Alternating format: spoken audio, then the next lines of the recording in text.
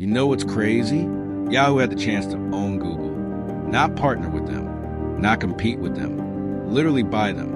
And they said no, twice. And that one no might be the biggest mistake in tech history. Because if Yahoo had made a different choice that day, the entire digital world might look completely different. Imagine this. Instead of typing google.com into your browser, you'd be typing yahoo.com to search the web.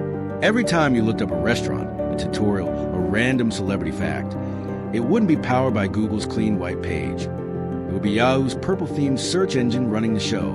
Gmail? That might never have existed. You'd probably be checking Yahoo Mail instead, the default inbox for the entire world. And YouTube, the site that defined online video, could have easily been YahooTube, the crown jewel of their empire. But that's not how history played out. Yahoo had the chance to own all of it. The search, the innovation, the future. And somehow, they let it slip away. The story of how Yahoo lost everything doesn't start with a boredom argument or a bad merger. It starts quietly, in a small office in Silicon Valley, with two young college students who just wanted to organize the chaos of the internet. It's the late 1990s, a strange time when the internet still felt like the Wild West. Web pages were clunky, full of bright colors, dancing GIFs, and auto-playing music. Search engines existed, but they were messy. If you wanted to find something online, you had to dig through directories or click through pages of irrelevant results. People didn't Google things back then, they Yahoo'd them. Yahoo was the place to go. It was like the front page of the internet, a giant portal filled with news, weather, finance, horoscopes, sports, and a list of websites arranged neatly into categories. Then, in 1998, two PhD students at Stanford University, Larry Page and Sergey Brin, started tinkering with an idea they called Backrub. It wasn't a fancy company yet, just a research project built out of curiosity. But there was something different about it. Unlike Yahoo, which basically worked like a huge online phone book where you had to click through links and categories, Backrub was built on a single revolutionary idea, that the importance of a website could be measured by how many other sites linked to it. It sounds simple now, but at the time it was groundbreaking. Larry and Sergey realized that links weren't just connections, they were votes of confidence. If lots of websites linked to a page, it meant that page was probably valuable. Their algorithm used that logic to rank pages in order of true relevance, not just how many times a word appeared. The result? Searches that actually made sense.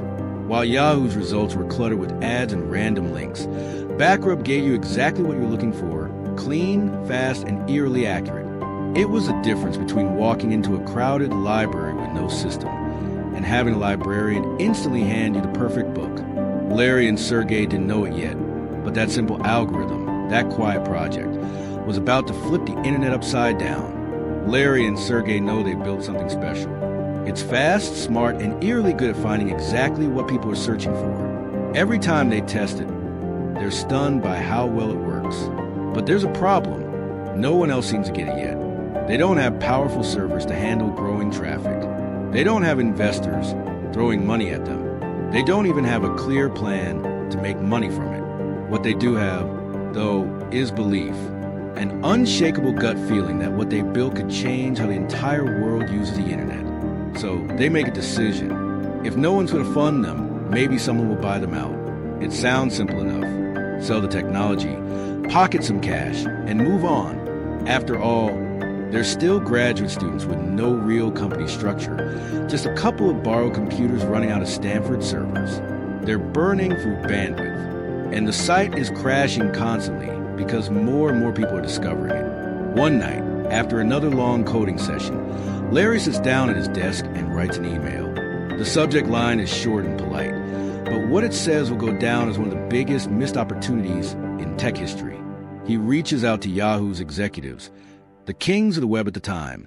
Yahoo dominates everything: news, mail, weather, entertainment, and of course, search. They have offices filled with talent, their purple logo everywhere, and a market value of nearly $100 billion. Larry's proposal is straightforward. Buy Google for $1 million.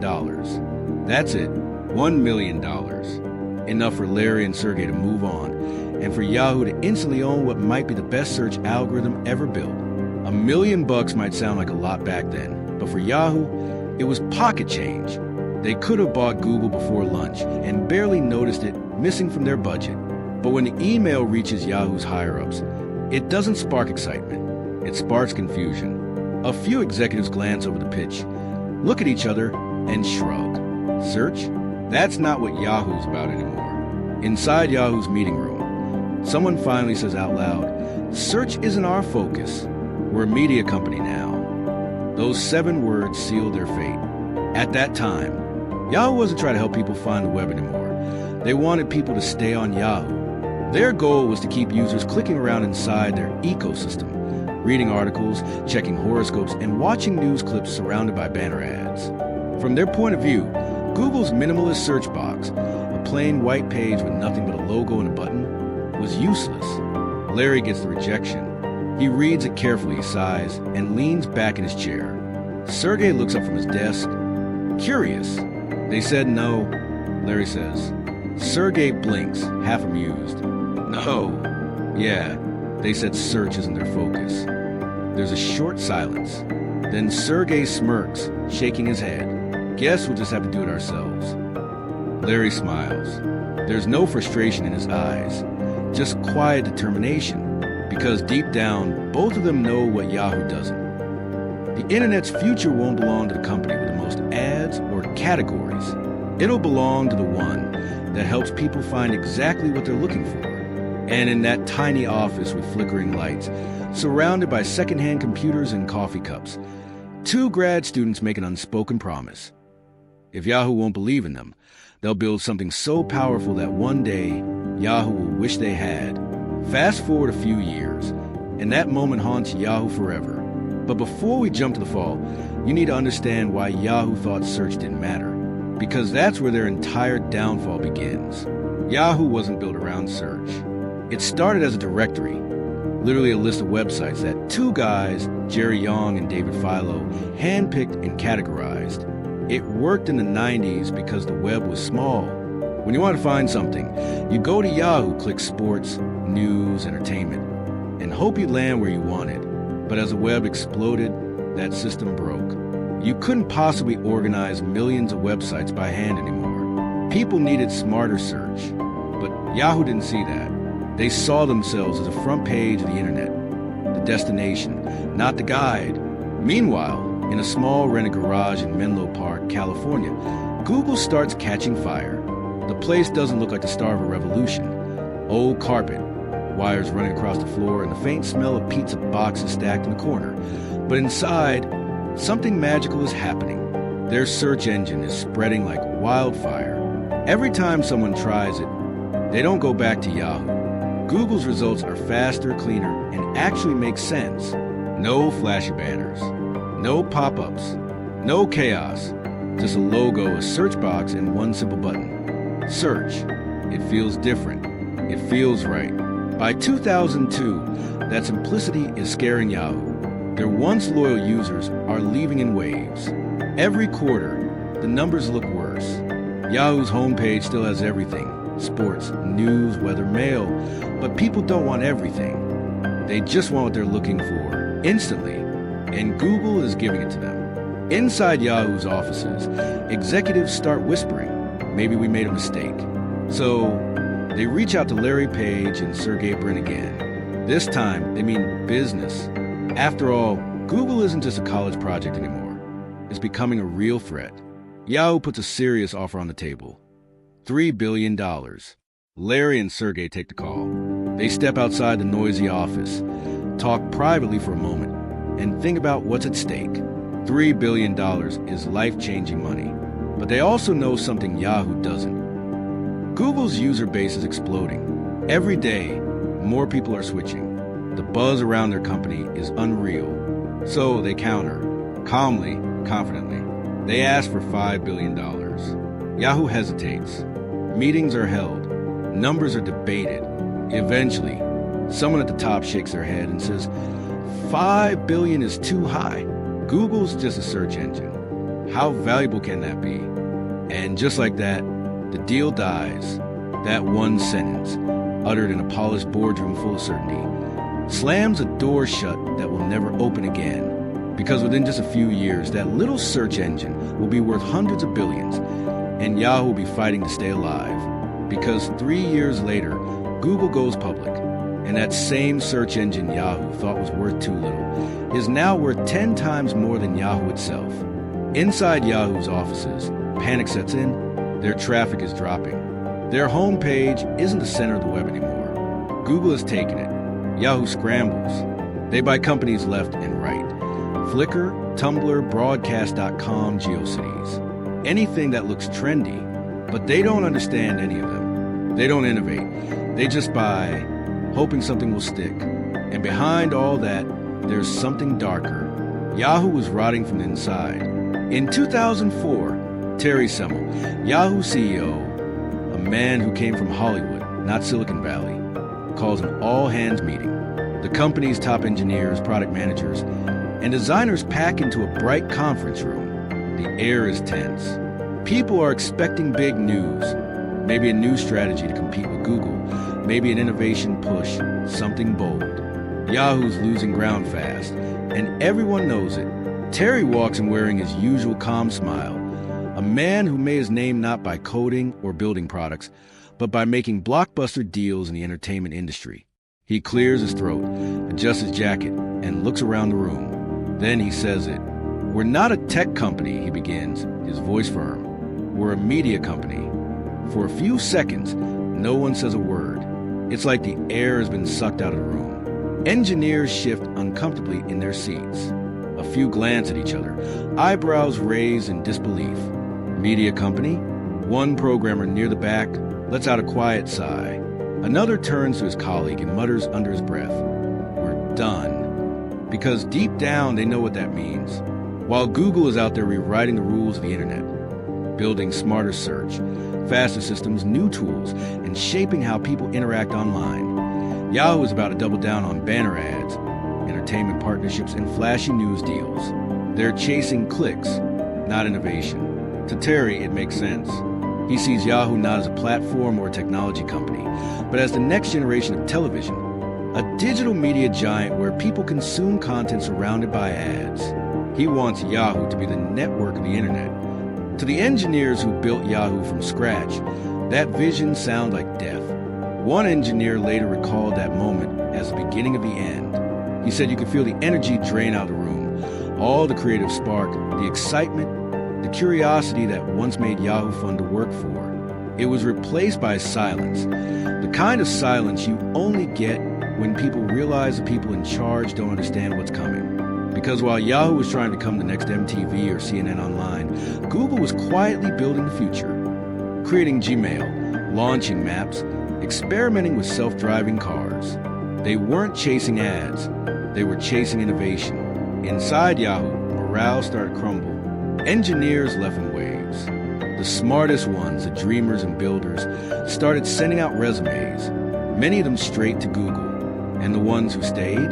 They stayed because they still hoped someone, anyone, inside the company would wake up and see what was happening. But that day never came. And even though Terry's words were just a sentence, they marked something bigger, a shift from creation to consumption, from invention, imitation. Yahoo didn't die that day, but it stopped growing. And when a tech company stops growing, the end is only a matter of time. In 2008, Microsoft comes knocking. They offer to buy Yahoo for $44 billion. $44 billion. And Yahoo? They say no again. Their CEO thinks the company's worth more. He's convinced Yahoo can turn things around. But by the next year, Yahoo stock crashes. They lose half their value. Microsoft walks away. Behind the scenes, Google keeps rising. Search, ads, YouTube, Android. Everything Yahoo could have had is now Google's. And here's the part no one talks about. Yahoo didn't just fail because they made bad deals. They failed because they stopped dreaming. You see, in Silicon Valley, there are two types of companies. Those that build the future, and those that try to protect the past. Yahoo started with curiosity. Two grad students building a guide to the internet for fun. But somewhere along the way, the curiosity turned into fear. Fear of losing users. Fear of changing too fast. Fear of breaking what already worked. And that fear cost him everything. There's a story that one Yahoo engineer told years later. He said he once built a prototype for a new kind of social feed before Facebook existed. It could have changed everything, but management said, that's not our focus. They shelved it. Years later, that engineer watched Facebook dominate the world with the same idea. Now, let's rewind one last time to the moment Larry and Sergey got rejected for $5 billion. They walked out of that meeting with something no one at Yahoo had any more: belief. Larry looked at Sergey and said, "They'll regret this."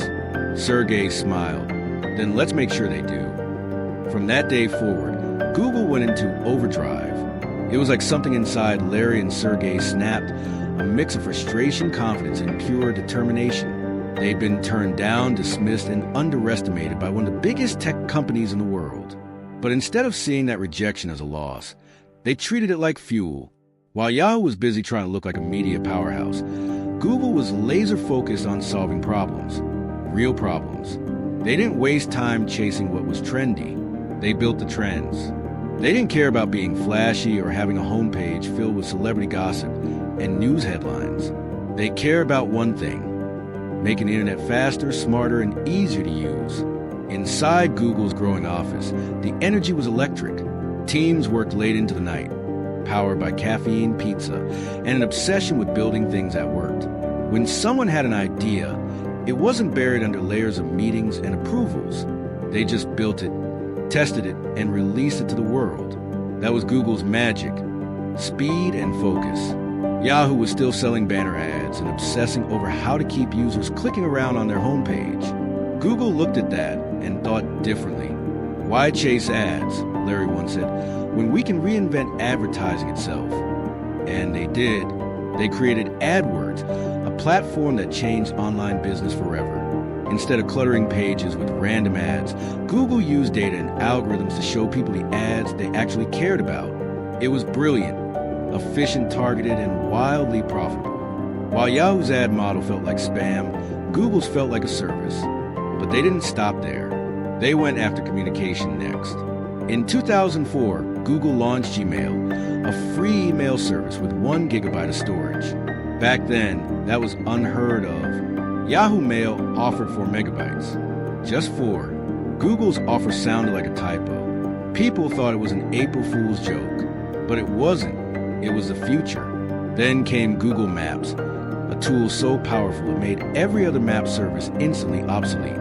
You could search any place in the world, get directions, even see satellite images, all from your browser. Yahoo Maps tried to keep up, but it was too late. Google wasn't catching up to anyone. They were setting the pace. And in 2006, they made their boldest move yet, buying YouTube for $1.65 billion.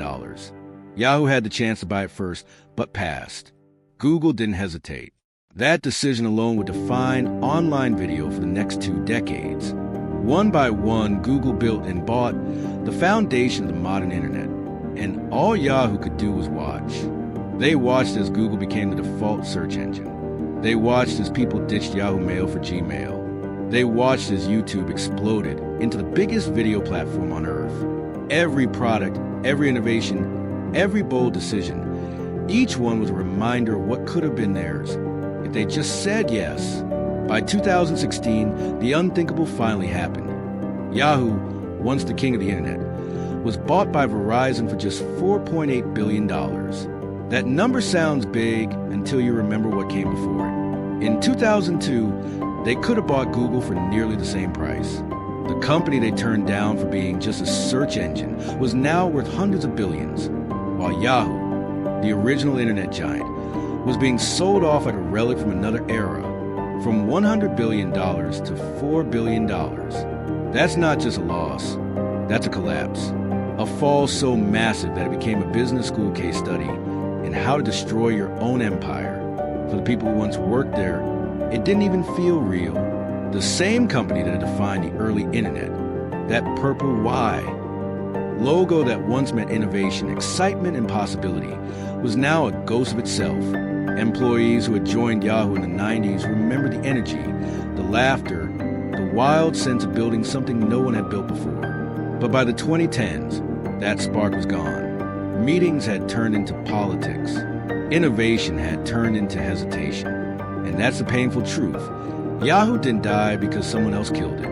It died because it got comfortable. In tech, comfort kills faster than competition. The moment a company starts believing it's untouchable, it stops moving. And when it stops moving, the world passes it by. Yahoo thought their brand was too powerful to fade. They thought their homepage would always be the front door to the internet. But users don't stay loyal to logos. They stay loyal to usefulness. And as soon as Google made the internet easier, faster, and cleaner, users left. Not out of hate, just out of habit. They didn't decide to abandon Yahoo. They just stopped thinking about it. Every major company that rises in tech faces the same moment. The choice between staying safe or staying sharp. Yahoo chose safe. They tried to protect what they had instead of building what was next. And that's what doomed them. By the time Verizon came in, there wasn't much left to save. The Yahoo name was still famous, sure, but fame doesn't keep the lights on. The technology was outdated, the ad system clunky, and the leadership lost. Google was still building. Facebook was dominating. Apple was reshaping the future. And Yahoo? They were selling their assets and hoping anyone, could make something of what was left. Yahoo's story isn't just a business failure. It's a warning to every company that confuses comfort with success. Because in the tech world, it's not the competition that kills you first. It's the moment you start thinking you don't need to compete at all. And here's the kicker. Today, when you type Yahoo into Google, you'll find a search result for a company that doesn't even own its own future anymore. A name that once defined the internet, that shaped how people communicated, searched, and connected, now reduced to a nostalgic memory. Yahoo was once the center of the digital world. It wasn't just a website. It was the internet for millions of people. When you logged in, you checked your Yahoo Mail. You read Yahoo News. You joined Yahoo groups. You even searched the web through Yahoo Search. For a time, it felt like they had everything. The traffic, the money, the brand power, the attention. But power doesn't last forever, especially in tech. At its peak in the early 2000s, Yahoo was worth over $100 billion. It was the cool kid of Silicon Valley. Everyone wanted to work there. Every startup wanted to partner with them. They had the world's best engineers, the brightest designers, and enough cash to buy almost anyone. And in 2002, they were offered something that could have changed their fate forever: Google. Back then, Google was still a small search company trying to find its place in the world. Yahoo could have bought it for roughly the same amount of money that Verizon would later spend to buy Yahoo itself, around $4.8 billion. But Yahoo said no. They didn't see the potential. They thought search was just one part of their empire, not the foundation of the entire internet. And that was mistake number one. They had the chance to control the future of online information, and they walked away. A few years later, they got a second chance. In 2006, Yahoo was offered the opportunity to buy Facebook for just $1 billion. But again, they hesitated. They thought the price was too high. They thought social networking was a fad. Mark Zuckerberg, just 22 at the time, walked out of the deal, and the rest became history. All because they said no. Twice. That's the story of Yahoo. Not just one bad decision, but a pattern of missed chances, slow reactions, and fear disguised as caution. By the mid-2010s, the internet had changed completely. Google owned search. Facebook owned social. YouTube owned video. And Yahoo? They own a collection of fading websites and a legacy that no one quite knew what to do with. Their homepage still existed, but it was more like a digital billboard than a destination. The spark that once made them revolutionary had disappeared. And then came the end. In 2016, Verizon bought Yahoo for $4.8 billion, the same price they could have paid for Google 14 years earlier. The irony was painful. A company once worth over $100 billion was now being sold off like a clearance item, a symbol of what happens when innovation turns into complacency. The second you stop growing, you start dying. Even now, when you type Yahoo into Google, the irony hits you. You're using the very search engine Yahoo could have owned to find the company that lost it all. That's not just poetic, it's tragic. Today, Yahoo still exists in some form, a digital shadow of what it once was. It still has email, a news portal, some finance content, and a few loyal users. But it doesn't lead anymore. It doesn't set trends. It just follows them quietly as the world scrolls past. And somewhere in a forgotten corner of Silicon Valley, there's probably still a faded purple Y logo collecting dust, a relic from a time when Yahoo ruled the web, a reminder of what happens when innovation turns into nostalgia. So the next time you think an opportunity looks too small or too uncertain, remember this. The biggest failures in tech don't come from taking risks. They come from avoiding them. Because every missed opportunity, every moment of hesitation adds up, and one day, you might find yourself staring at what's left of your empire, whispering the same two words Yahoo has been asking the world for years now.